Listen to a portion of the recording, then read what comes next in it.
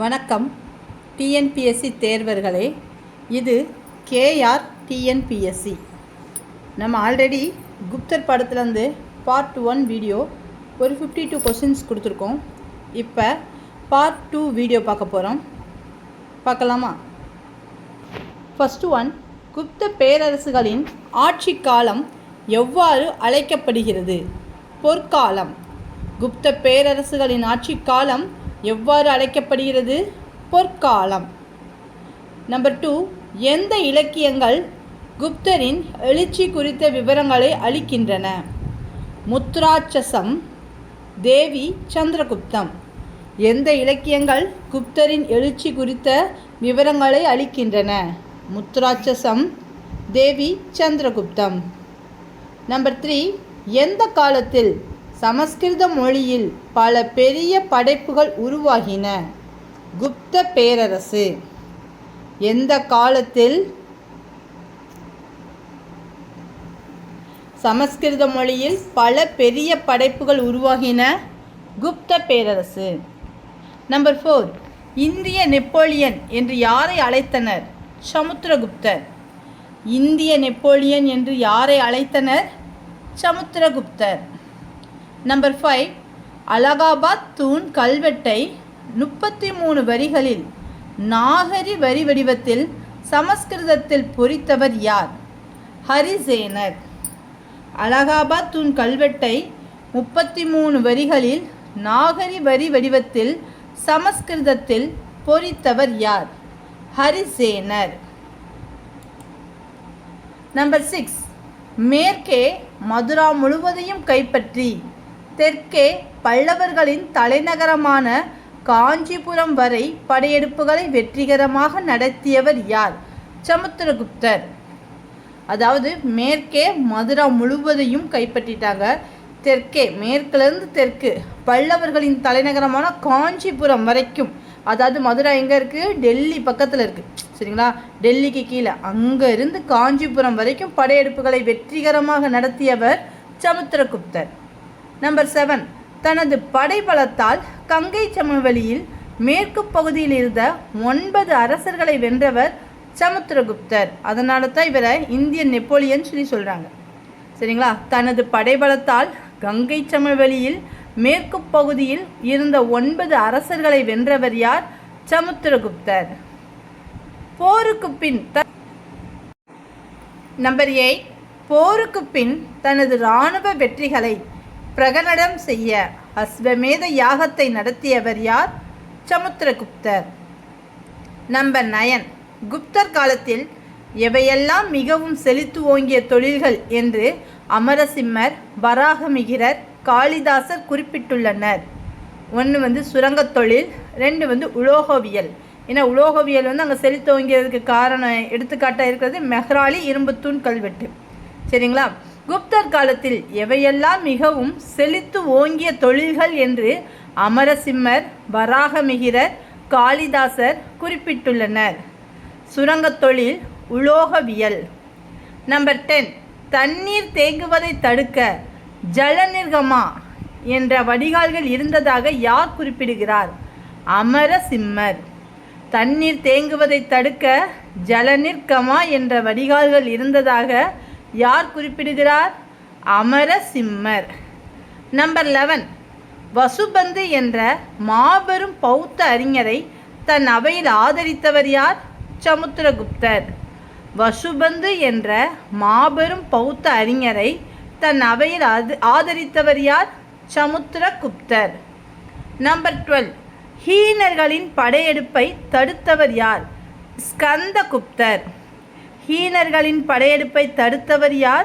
ஸ்கந்தகுப்தர். First time தடுத்திருப்பாங்க, ஆனால் அதுக்கடுத்து தொடர்ந்து போரிடும்போது அவர்கிட்ட அதுக்குரிய வெல்த், செல்வங்கள் இல்லை. அதனால் அதுக்கடுத்து வர தோற்றுக்கிட்டே போகும். நெக்ஸ்ட்டு 13, நாலந்தா பல்கலைக்கழகத்தை தோற்றுவித்தவர் யார்? முதலாம் குமாரகுப்தர். நாலந்தா பல்கலைக்கழகத்தை தோற்றுவித்தவர் யார்? முதலாம் குமாரகுப்தர். 14, எந்த கல்வெட்டுகளில் சமுத்திரகுப்தர் புருஷா என்ற கடவுளோடு ஒப்பிடப்படுகிறார்? அலகாபாத் தூண் கல்வெட்டு. எந்த கல்வெட்டுகளில் சமுத்திரகுப்தர் புருஷா என்ற கடவுளோடு ஒப்பிடப்படுகிறார். அலகாபாத்தூன் கல்வெட்டு. நம்பர் 15, குப்தர் காலத்தில் மேற்கு கரையில் இருந்த வணிக துறைமுகங்கள் மற்றும் வணிகச் சந்தைகள் யாவை? கல்யாண், கால்போர், மலபார், மங்களூர், சலோபடானா, நயோபடானா, பந்தேப்படானா. குப்தர் காலத்தில் மேற்கு கரையில் இருந்த வணிக துறைமுகங்கள் மற்றும் வணிகச் சந்தைகள் கல்யாண், கால்போர்ட், மலபார், மங்களூர், சலோபடானா, நயோபடானா, பந்தேப்படானா. நம்பர் 16, தர்க்கம் குறித்து முதலாக எழுதிய முழுமையான பௌத்த நூலை எழுதியவர் யார்? வசுபந்து. அதாவது தர்க்கம் அப்படின்னா ஆர்கியூமெண்ட் பண்ணுறதை வச்சு முதல்ல ஒரு பௌத்த நூலை எழுதினவர் வசுபந்து. தர்க்கம் குறித்து முதலாக முழுமையான பௌத்த நூலை எழுதியவர் யார்? வசுபந்து. 17, ஸ்தூபிகள் உள்ள இடம். சமத், உத்தரப்பிரதேசம். ரத்னகிரி, ஒடிசா. மிர்பூர் கான், சிந்து. ஸ்தூபிகள் அப்படின்னா அது என்ன சொல்லுவாங்க, ஒரு தூண் மாதிரி வச்சு செய்வாங்க, அந்த தாஜ்மஹால் சுற்றி இருக்கல அந்த மாதிரி. அதெல்லாம் எங்கெங்கெல்லாம் இருந்து அப்பையும் வச்சுருக்காங்க. அது எங்கெங்கெல்லாம் இருந்துச்சு அப்படின்னா சமத், உத்தரப்பிரதேசம். ரத்னகிரி, ஒடிசா. மிர்பூர் கான், சிந்து. நம்பர் 18, இந்தியாவில் இருந்த தொடக்க கால பல்கலைக்கழகங்கள் யாவை? நாலந்தா, விக்ரமசீலா, தட்சசீலம். இந்தியாவில் இருந்த தொடக்க கால பல்கலைக்கழகங்கள் யாவை? நாலந்தா, விக்ரமசீலா, தட்சசீலம். நெக்ஸ்ட்டு நம்பர் 19, மிருச்சக்கடிகம் நூலின் ஆசிரியர் சூத்ரகர். மிருச்சக்கடிகம் என்னும் நூலின் ஆசிரியர் சூத்ரகர்.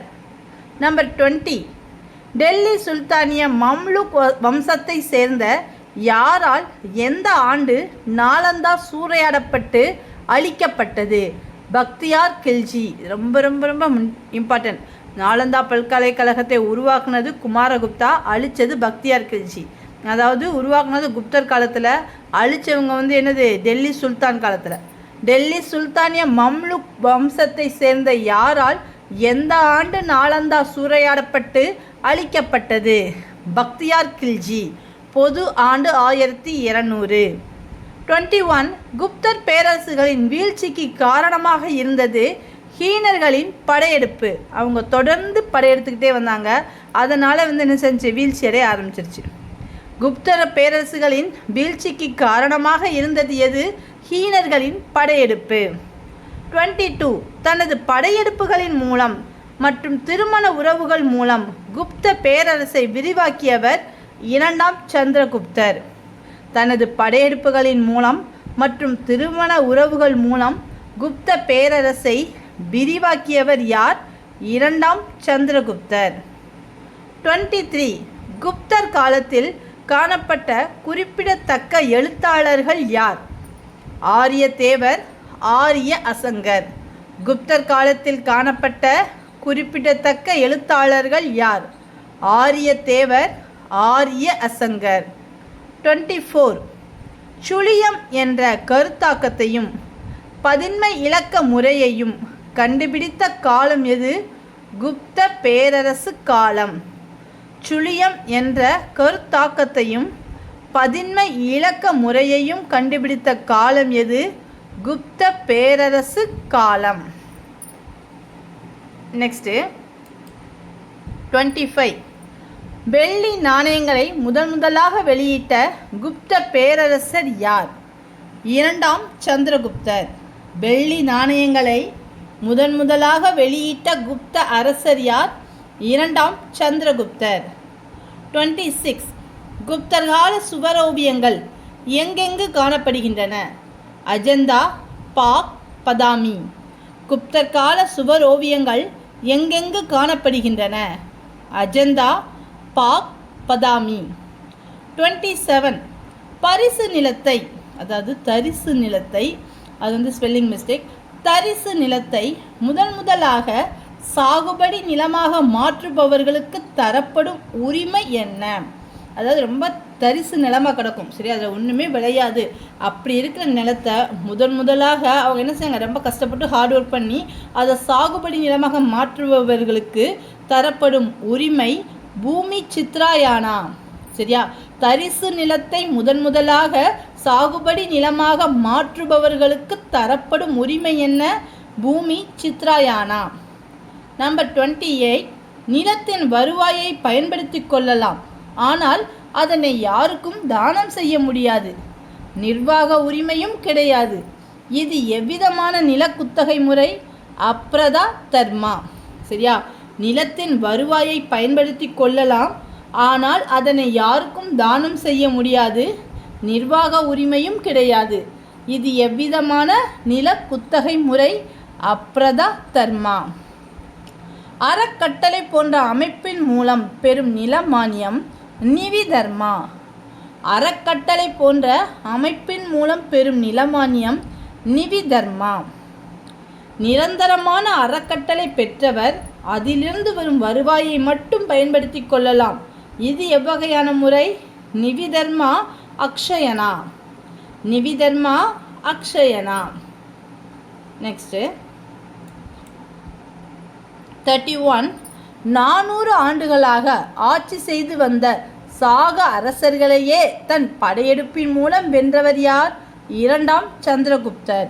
இந்த குப்த பேரரசில் சமுத்திரகுப்தர் பேரும் 2ஆம் சந்திரகுப்தர் பேரும் ரிப்பீட்டடாக வரும். ஸோ அவங்களுக்கு நீங்கள் ஒரு டேபிள் காலர் மாதிரி போட்டு பண்ணிங்கன்னா உங்களுக்கு அது படிக்கிறதுக்கு ஷார்ட்கட் பண்ணுறதுக்கு ரொம்ப ரொம்ப ஈஸியாக இருக்கும். திருப்பி இந்த சமுத்திரகுப்தரும் 2ஆம் சந்திரகுப்தரும் மாற்றி வருவாங்க.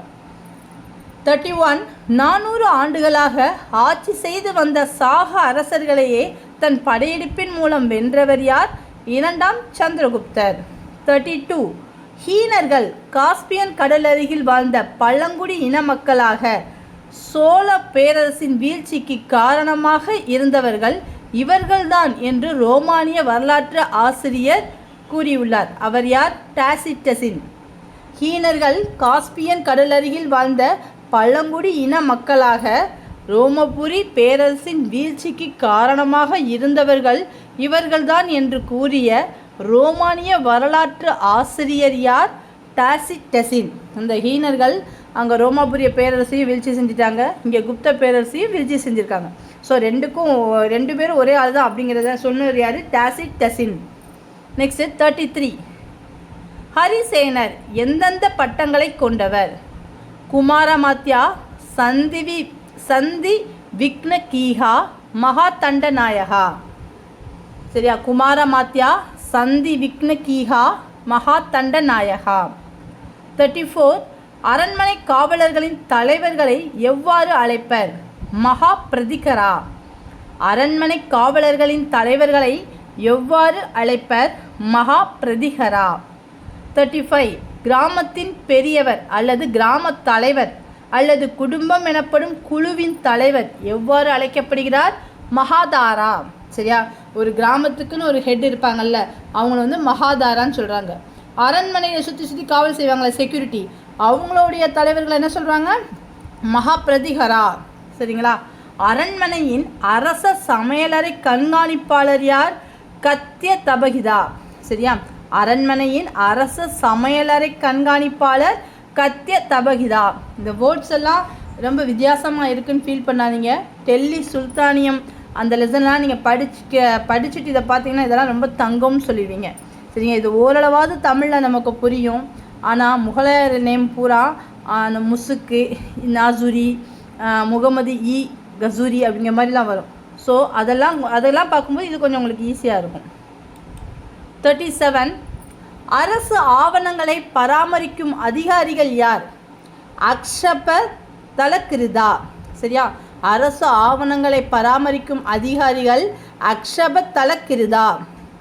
37, குஜராத்தின் கிர்னார் மலையின் அடிவாரத்தில் இருந்த எந்த ஏரி மிகவும் புகழ் பெற்றது? சுதர்சன ஏரி. குஜராத்தின் கிர்னார் மலையின் அடிவாரத்தில் இருந்த எந்த ஏரி மிகவும் புகழ் பெற்றது? சுதர்சன ஏரி.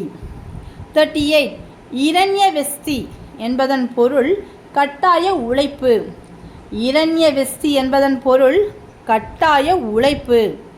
39. நாரத ஸ்மிருதி என்ற நூலில் எந்த இருவகை அணைக்கரைகள் பற்றி குறிப்பிடுகின்றனர்? நாரத ஸ்மிருதி என்ற நூலில் எந்த இருவகை அணைக்கரைகள் பற்றி குறிப்பிடப்படுகின்றன? பந்தியா, கரா. இந்த பந்தியா அப்படிங்கிறது என்னதுன்னு பார்க்கலாம். 40. வயல்களை வெள்ளங்களிலிருந்து பாதுகாக்கும் அணைக்கரை பந்தியா. அதாவது வெள்ளம் வந்துடுச்சு அப்படின்னா அது தடுக்கிற அணைக்கரை தான் என்ன செய்யணும்? பந்தியா. சரியா? வயலுக்கு போகாமல் வயலெல்லாம் நாஸ்திப்படுத்தாமல் இருக்கும். 41. பாசனத்திற்கு உதவிய அணைக்கரை கரா. சரியா? வயலில் பாசனத்திற்கு ஹெல்ப் பண்ணுற ஒரு அணைக்கரை என்னது? கரா. அதுலேருந்து தண்ணி பாசனத்துக்கு திறந்து விடுவாங்க. 42. பண்டைய காலத்தில் நல்லொழுக்கம், அரசியல், கலை மற்றும் பண்பாடு என்று பல்வேறு கருத்துக்கள் குறித்து பேசிய சமய நூல்கள் எது? ஸ்மிருதிகள். பண்டைய காலத்தில் நல்லொழுக்கம், அரசியல், கலை மற்றும் பண்பாடு என்று பல்வேறு கருத்துக்கள் குறித்து பேசிய சமய நூல்கள் எது? ஸ்மிருதிகள். 43. குப்தர் காலத்தில் விலங்குகளுக்கான மருத்துவ நூல் ஹஸ்தாயுர்வேதா. குப்தர் காலத்தில் விலங்குகளுக்கான மருத்துவ நூல் எது? ஆயுர்வேதா. 44. குப்தர் காலத்தில் நோய்களுக்கான மருந்துகள் மற்றும் மருந்து தயாரிக்கும் முறையை பற்றி கூறும் நூல் நவனிதகம். குப்தர் காலத்தில் நோய்களுக்கான மருந்துகள் மற்றும் மருந்து தயாரிக்கும் முறையை பற்றி கூறும் நூல் நவனிதகம். 45. கணிதம் மற்றும் வானவியலுக்கான பிரம்மகுப்தர் எழுதிய நூட்கள் யாவை? பிரம்மஸ்புதா, சித்தாந்தா, கண்டகாத்யகா. கணிதம் மற்றும் வானவியலுக்கான பிரம்மகுப்தர் எழுதிய நூட்கள் யாவை? பிரம்மஸ்புதா, சித்தாந்தா, கண்டகாத்யகா. 46. வானியல், புவியியல், தாவரவியல், இயற்கை வரலாறு ஆகியவற்றிற்கான வராக மிகிரரின் கலைக்களஞ்சியம் எது? பிருகத் ஜாதகா. வானியல், புவியியல், தாவரவியல், இயற்கை வரலாறு ஆகியவற்றிற்கான வராக மிகிரரின் கலைக்களஞ்சியம் எது? பிருகத் ஜாதகா. 47. கணிதம், கோணவியல், இயற்கணிதம் ஆகியவற்றிற்கான ஆரியப்பட்டியம் என்ற நூலை எழுதியவர் யார்? ஆரியப்பட்டர். கணிதம், கோணவியல், இயற்கணிதம் ஆகியவற்றிற்கான ஆரியப்பட்டியம் என்ற நூலை எழுதியவர் ஆரியப்பட்டர். 48. பூமி தன் அச்சில் தன்னை தானே சுற்றுகிறது என்பதை கண்டுபிடித்த முதல் வானியலாளர் யார்? ஆரியப்பட்டர். பூமி தன் அச்சில் தன்னை தானே சுற்றுகிறது என்பதை கண்டுபிடித்த முதல் வானியலாளர் ஆரியப்பட்டர். 49. நூல்கள், ஆசிரியர்கள். வராகமிகிரா, பிருகத் சம்ஹிதா.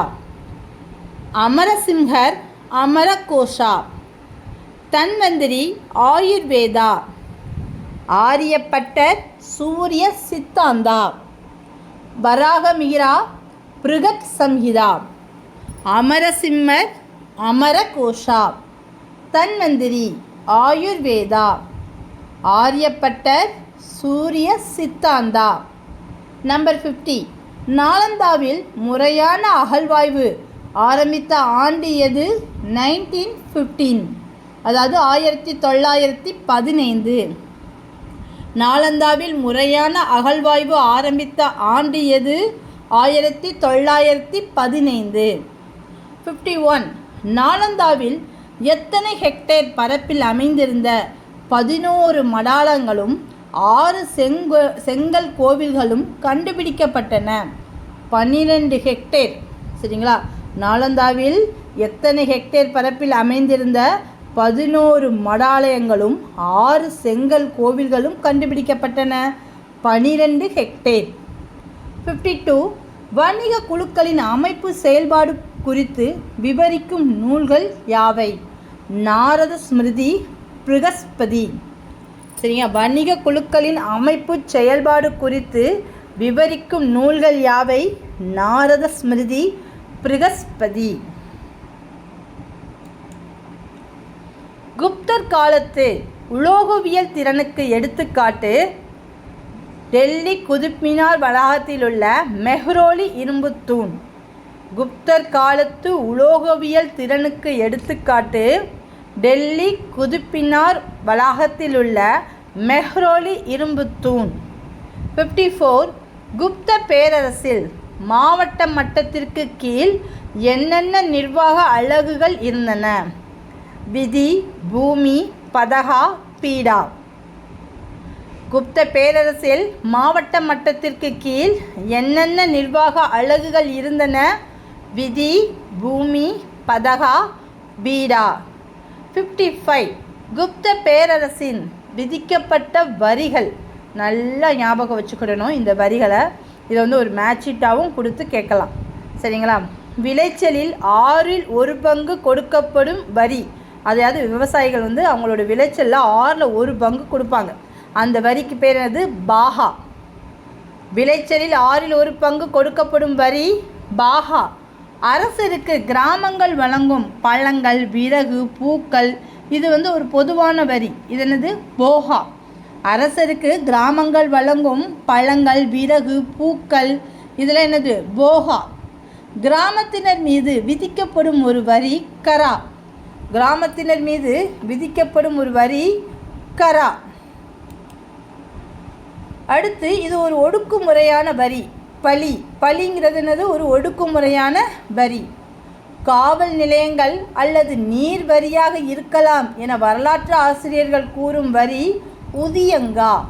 காவல் நிலையங்கள் அல்லது நீர் வரியாக இருக்கலாம். அது என்ன வரின்னு தெரியல. பட் இது நீர் வரியாக இருக்கலாம், அல்லது காவல் வரியாக இருக்கலாம்னு சொல்லி வரலாற்று ஆசிரியர்கள் சொல்லியிருக்காங்க. அது என்ன வரி? உதியங்கா. தங்க நாணயங்கள் மீது விதிக்கப்படும் வரி ஹிரண்யா. தங்க நாணயங்கள் மீது விதிக்கப்படும் வரி ஹிரண்யா. உழவர்களின் கலப்பை மீது விதிக்கப்படும் வரி ஹலிபஹரா. உழவர்களின் கலப்பை மீது விதிக்கப்படும் வரி ஹலிபஹரா. வணிகர்களுக்கு விதிக்கப்படும் சுங்க நுழைவு கட்டண வரி சுல்கா. வணிகர்களுக்கு விதிக்கப்படும் சுங்க நுழைவு கட்டண வரி சுல்கா. காற்றுக்கும் ஆவிகளுக்கும் செய்ய வேண்டிய சடங்குகளுக்காக விதிக்கப்பட்ட வரி வாதபூதா. காற்றுக்கும் ஆவிகளுக்கும் செய்ய வேண்டிய சடங்குகளுக்காக விதிக்கப்பட்ட வரி வாதபூதா. நிலப்பதிவின் போது விதிக்கப்பட்ட விற்பனை வரிகள் கிளிப்தா, உபகிளிப்தா. நிலப்பதிவின் போது விதிக்கப்பட்ட விற்பனை வரிகள் கிளிப்தா, உபகிளிப்தா. 56. பிராமணர்களுக்கு தரப்படும் மானியம் அக்ரஹார மானியம். பிராமணர்களுக்கு தரப்படும் மானியம் அக்ரஹார மானியம். 57. கோயில் மராமத்து, வழிபாடு ஆகிய பணிகளுக்காக பிராமணர்கள், வணிகர்கள் ஆகியோருக்கு அளிக்கப்படும் நில மானியம் தேவக்கிரகார மானியம். கோயில் மராமத்து, வழிபாடு ஆகிய பணிகளுக்காக பிராமணர்கள், வணிகர்கள் ஆகியோருக்கு அளிக்கப்படும் நில மானியம் தேவக்கிரகார மானியம். 58. குப்தர்களுக்கு கீழ் இருந்த நிலப்பரப்புகளுக்கு தரப்பட்ட மானியம் சமய சார்பற்ற மானியம். குப்தர்களுக்கு கீழ் இருந்த நிலப்பரப்புகளுக்கு தரப்பட்ட மானியம் சமய சார்பற்ற மானியம். 59. குப்தர் காலத்து மண்பாண்ட கலைகளுக்கு எடுத்துக்காட்டாக உள்ள இடங்கள் அச்சி சத்ரா, ராய்கார், ஹஸ்தினாபூர், பஷார். குப்தர் காலத்து மண்பாண்ட கலைகளுக்கு எடுத்துக்காட்டாக உள்ள இடங்கள் அச்சி சத்ரா, ராய்கார், ஹஸ்தினாபூர், பசார். நெக்ஸ்ட்டு 60. இதில் நாலந்தா பல்கலைக்கழகத்தை பற்றி பாயிண்ட் இருக்குது, பார்த்துக்கலாம். சீனா, திபெத், கொரியா, மத்திய ஆசியா போன்ற இடங்களிலிருந்து மாணவர்கள் நாலந்தா பல்கலைக்கழகத்திற்கு வந்து தங்கி படித்தனர். சரியா? எங்கெங்கெல்லாம் வந்தாங்க? நாலந்தா பல்கலைக்கழகம் எங்கே இருக்குது? பீகாரில் இருக்குது. பீகாருக்கு எங்கெங்கே வந்தாங்க? சீனா, திபெத்து, கொரியா, மத்திய ஆசியா, இந்த இடத்துல இருந்தெல்லாம் என்ன செய்யாங்க? மாணவர்கள் வந்து தங்கி படித்தாங்க. இந்தோனேசியாவின் சைலேந்திர வம்சத்தோடு தொடர்பிருந்தது என்று தெரிய வந்தது. சரியா? இந்த நாலந்தா பல்கலைக்கழகம் யார் எங்கெங்கெல்லாம் தொடர்பு இருந்திருக்குன்னா இந்தோனேசியாவின் சைலேந்திர வம்சத்தோடு தொடர்பு இருந்தது என்று தெரிய வருகிறது. வங்கத்தின் பால வம்ச அரசர்களின் ஆதரவால் இப்பல்கலைக்கழகத்தின் மூலம் இந்தியாவின் கிழக்கு பகுதியில் பௌத்த மதம் புகழ் பெற துவங்கியது. இந்த பல்கலைக்கழகத்தின் மூலமாக தான் என்னது இந்தியாவில் இருக்க கிழக்கு பகுதினா அஸ்ஸாம், மேற்கு வங்காளம் இந்த ஏரியாலாம் இருக்குல்ல, அங்கெல்லாம் என்னது பௌத்த மதம் புகழ் பெற துவங்கியது. நெக்ஸ்ட், பாட்னாவிற்கு தென்மேற்கே சுமார் 95 கிலோமீட்டர் தூரத்தில் பீகார் ஷெரீப் நகரத்திற்கு அருகே இந்த பல்கலைக்கழகம் உள்ளது. சரியா? நாலந்தா பல்கலைக்கழகம் எங்கே இருக்குன்னா பாட்னாவிற்கு தென்மேற்கே சுமார் 95 கிலோமீட்டர் தூரத்தில் பீகார் ஷெரீப் நகரத்திற்கு அருகே உள்ளது. இந்தியாவின் பண்டைய மகத பேரரசில் இருந்த மிகப்பெரிய பௌத்த மடாலயமாகும். இதற்கு மகாவிஹாரா என்று பெயர். அதாவது பௌத்த மகத பேரரசு இருந்தப்ப மிகப்பெரிய பௌத்த மடாலயமே நம்ம நாலந்தா பல்கலைக்கழகம் தான். நெக்ஸ்ட், யுனெஸ்கோவால் பாதுகாக்கப்படும் உலகின் தொன்மையான சின்னம். யுனெஸ்கோவால் பாதுகாக்கப்படும் உலகின் தொன்மையான சின்னம் நாலந்தா பல்கலைக்கழகம். பொது ஆண்டு 5ஆம் நூற்றாண்டிலிருந்து பொது ஆண்டு 1200 வரை புகழ்பெற்ற கல்வி சாலை. பொது ஆண்டு 5ஆம் நூற்றாண்டிலிருந்து பொது ஆண்டு 1200 வரை புகழ்பெற்ற கல்வி சாலை நாலந்தா பல்கலைக்கழகம். சரிங்களா? இப்போ இன்னும் ஒரு குட் நியூஸ் என்னென்னா, நான் சீக்கிரமாக மேக்ஸ் வீடியோவும் போட போகிறேன், லைவ் கிளாஸும் போட போகிறேன். மேக்ஸ் லைவ் கிளாஸ் போடுவேன், அதே மாதிரி மேக்ஸ் வீடியோ போடுவேன். உங்களுக்கு என்னென்ன சப்ஜெக்டில் போடணும் அப்படின்னு நீங்கள் நினைக்கிறீங்களோ அதெல்லாம் நீங்கள் கண்டிப்பாக கமெண்ட் பண்ணுங்கள். நாங்கள் அந்த இதெல்லாம் ஸ்டெப் எடுத்துக்கோம். உங்களுக்கு எந்த மாதிரிலாம் வேணும், எங்களுக்கு டிப்ஸாக வேணும், நோட்ஸாக வேணும், மேட்சிட்டாக வேணும், இந்த மாதிரி ஏதாவது நீங்கள் கமெண்ட் பண்ணிங்கன்னா நான் அதுக்கு தக்க நான் உங்களுக்கு அடுத்த வீடியோவில் ரெடி பண்ணி கொண்டு வருவேன். இல்லை இந்த வீடியோவில் உங்களுக்கு இந்த மாதிரிலாம் பண்ணலாம் அப்படிங்கிற மாதிரி ஏதாவது ரெக்வெஸ்ட் இருந்தாலும் சொல்லுங்கள், அதையும் பண்ணலாம். தேங்க்யூ. இது KR TNPSC.